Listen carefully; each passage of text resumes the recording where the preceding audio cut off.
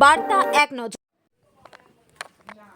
দীর্ঘ প্রতীক্ষার অবশেষে বাংলাদেশ জেল থেকে ছাড়া পেয়ে নিজের বাড়িতে ফিরল শীতলকুচির কৃষক উকিল বর্মন। বাড়িতে এখন আনন্দ উচ্ছ্বাসে পরিবার। আইন মেনে উকিল বাবুকে এই 164 করার পর শীতলকুচি থানা থেকে মাথাভাঙ্গায় নিয়ে যাওয়া হচ্ছিল। উকিল বর্মনের বাড়িতে এখন প্রচুর মানুষের ভিড়। উকিল বাবুর স্ত্রী বলেন, খুব চিন্তায় ছিলাম, স্বামী ঘরে ফিরেছে, এখন শান্তি পেলাম।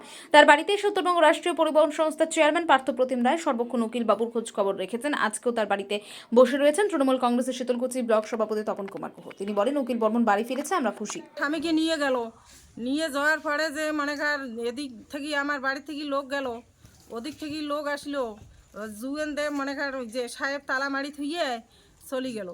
যে কই বলি, সাহেবজি আমার লোক কোথায়? কয় কি না, লোক আসবি। আর লোক শিখলিতেছে, হাল্লা করতেছে, বাবারে মারে আইসো, নিয়ে যাও। আর গেট খুলিও দেয় না, লোককেও যাইতে দেয় না। ওই পেগে আসলে ডিউটি, ও বিএসএফকে আগেতে দেয় না, লোককে আগে দেয় না। এই সাহেবও গেট খুলি দেয় না, লোককে আগে দেয় না। আমার বাড়ি থেকে যে লোক গেল, আমরা কান্নাকাটি করতেছি, ও কান্নাকাটি করিয়ে যাইতেছে, ও লোককে আস্তায় উঠতে দেয় না, এমন বিএসএফ। গেটটা যদি খুলি দিত তাহলে আমার লোকটা আমরা ফেরত পাইতাম।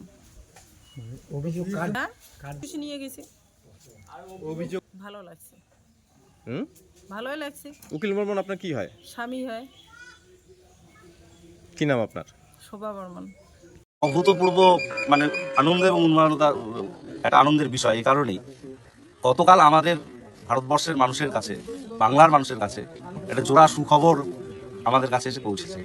প্রথম দিকে সকালবেলায় আমরা যখন জানতে পারলাম যে ভারত পাকিস্তান সীমান্তে পাকিস্তানে চলে যাওয়ার সেই বিএসএফ জওয়ান পূর্ণম সাউ তিনি মুক্তি পেলেন, ভারতের মাতৃভূমিতে ফিরে এলেন।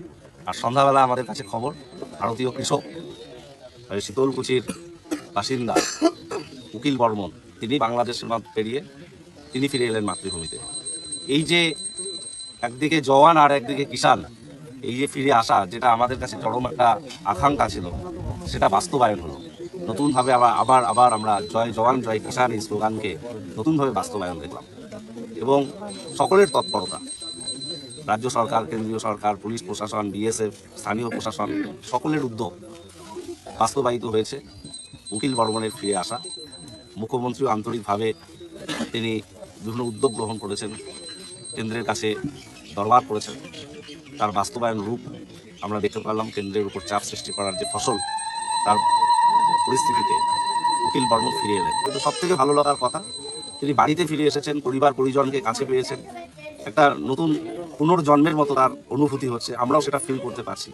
এবং সেই জায়গা থেকে আমাদের একজন সহনাগরিক, আমাদের এই শীতলকুচির একজন বাসিন্দা, একজন ভারতীয় কৃষক, তিনি সুস্থভাবে বাড়িতে ফিরে আসতে পেরেছেন। এর থেকে ভালো খবর আর কিছু হতে পারে না। তাই সকালবেলায় আমরা ঘুম থেকে উঠে তাকে শুভেচ্ছা জানাতে এসেছি, তাকে সাদরে বরণ করে নিতে এসেছি।